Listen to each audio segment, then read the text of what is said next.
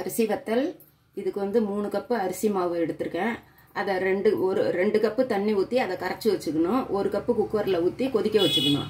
அதுக்கு முன்னாடியே பச்சை மிளகாய் 1 கப்புக்கு 1 மிளகாய் கணக்குக்கு 3 மிளகாய் அரைச்சி வடிகட்டி அந்த தண்ணியில் ஊற்றி கொதிக்க வச்சிடணும். கொதிக்க வச்சுட்டு இந்த கரைச்சி வச்ச அரிசி மாவை வந்து அதில் ஊற்றிடணும். ஊற்றிட்டு உப்பு போட்டு இப்படியே நல்லா கெட்டிமாக வர்ற வரையிலும் கிண்டிக்கிட்டே இருக்கணும்.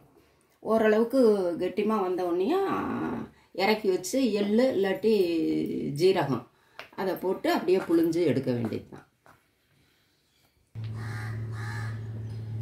பாருங்கள் இப்படியே புழிஞ்சிடுறாங்க.